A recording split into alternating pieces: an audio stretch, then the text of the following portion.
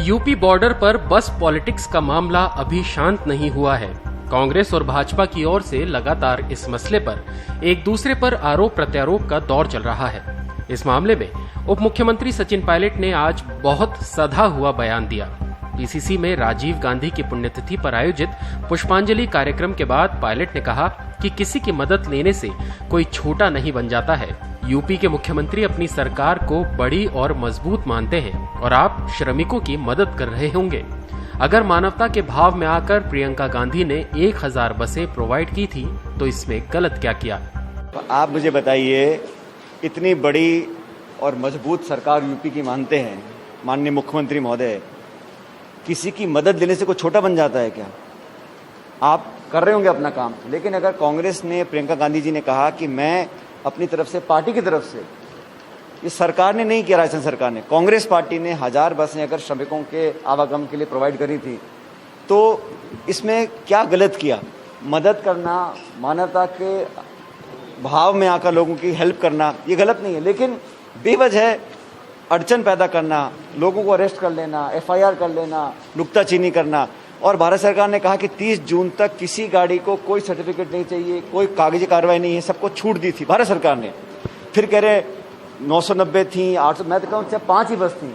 अगर कोई गरीब अगर अपने घर पहुंच रहा था तो उसको बेवजह रोकने की क्या जरूरत थी? मैं फिर कह रहा हूँ, करने का कोई बहाना नहीं और ना करने के 100 बहाने। ये नहीं चाहते थे और मुझे बड़ा खेद है, इतने नाजुक मौके पर जब पूरा देश संकट से गुजर रहा है, अगर कोई संगठन, कोई NGO, कोई व्यक्ति, कोई सरकार, कोई पार्टी तो मदद का हाथ बढ़ाती है तो उसकी मदद स्वीकार करने में कोई छोटा नहीं बनता।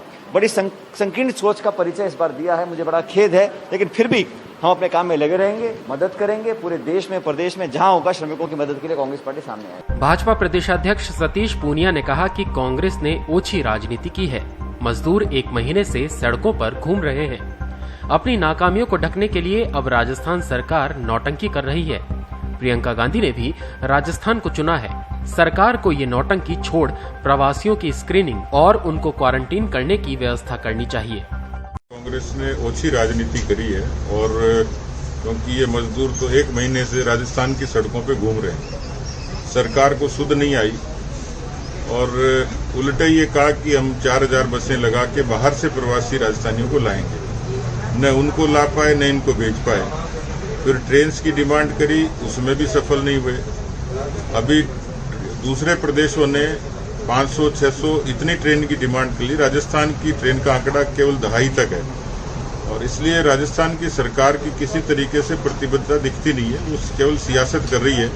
और ऐसी वैश्विक महामारी के तौर पर जब भारत ने अच्छा प्रदर्शन किया, अच्छे तरीके से प्रबंधन किया, लेकिन राजस्थान की सरकार अपनी नाकामियों को ढकने के लिए इस तरीके की नौटंकी कर रही है।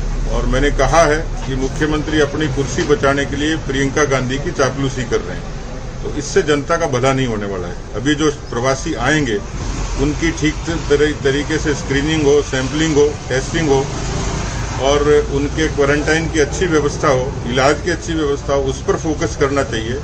ये बसों का दिखावा करके राजस्थान के लोगों का, प्रवासी श्रमिकों का नुकसान कर रहे हैं।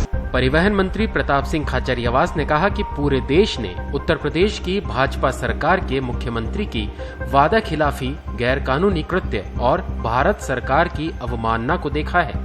उत्तर प्रदेश सरकार ने प्रियंका गांधी के कहने पर कांग्रेस कार्यकर्ताओं द्वारा भेजी गई 1000 बसों को मजदूरों को घर तक पहुंचाने के लिए काम लेने के बजाय वापस भेज दिया और ये कहकर लौटा दिया कि बसों के पास फिटनेस नहीं है, परमिट नहीं है, लाइसेंस नहीं है। ये इतना बड़ा पाप और गैर कानूनी कृत्य है जिसे माफ नहीं किया जा सकता। इसकी सरकार नैतिकता तो उन्होंने खत्म कर दी, फिर वो गैर कानूनी भाषा बोल रहे हैं, मुकदमे दर्ज कर रहे हैं, कांग्रेस के नेताओं को गिरफ्तार कर रहे हैं। पहले तो मुख्यमंत्री के नाते नैतिकता खत्म करके प्रियंका गांधी जी को जवाब देते हैं ट्वीट में कि हम अनुमति दे देंगे, आप बसें ले आओ। 3 दिन तक बसें वहां खड़ी रहती है। यदि इन बसों में कुछ नहीं करना था, उनको सीधी एक अनुमति देनी थी, ठीक है, ये बसें अंदर एंटर होती, रास्ते में जो मजदूर पैदल चल रहे थे उनको बैठाती और उनके गांव में छोड़ के वापस आ जाती। वो कह रहे हैं आप हमको हैंडओवर कर दो। प्रियंका गांधी जी या कांग्रेस पार्टी प्राइवेट बसों की मालिक नहीं है हम लोग, और एक भी बस सरकारी और दिनेश शर्मा जी आरोप लगा रहे हैं तो मैं इस्तीफा दे दूंगा, और यदि वो प्रूव नहीं कर पाए तो उनको इस्तीफा देना चाहिए। उपनेता प्रतिपक्ष राजेंद्र राठौड़ ने कहा कि भरतपुर बॉर्डर पर जिस तरह की नौटंकी हो रही है वो गलत है। राज्य सरकार को मूल प्रवासियों के आने के बाद उनकी सही स्क्रीनिंग करनी चाहिए और उन्हें सुविधाएं मुहैया करानी चाहिए, ना कि सियासत करनी चाहिए। जिस तरह की नौटंकी हो रही है, मैं समझता हूं मानवता को शर्मसार करने वाली है। राजस्थान के मुख्यमंत्री को चाहिए कि राजस्थान के प्रवासी जो मूल राजस्थान के उनकी देखें, नरेगा में किस तरह उनको काम मिल सकता है, उसके लिए उनके जॉब कार्ड की तैयारी करें। और केंद्र सरकार ने जो योजना बनाई तो हर प्रवासी को 2 माह तक 3500 करोड़ की भी योजना से खाद्यान्न मिलेगा, उसकी तैयारी करें तो बहुत बेहतर होगा, न कि अपनी सियासत के अंदर श्रमिकों के साथ इस प्रकार का क्रूर मजाक। बहरहाल यूपी बॉर्डर पर जिस तरह की सियासत देखने को मिली है, उसका असर सीधे तौर पर राजस्थान में देखने को मिला है। राजस्थान में मामले को लेकर उतना ही हल्ला हो रहा है जितना यूपी में मचा हुआ है।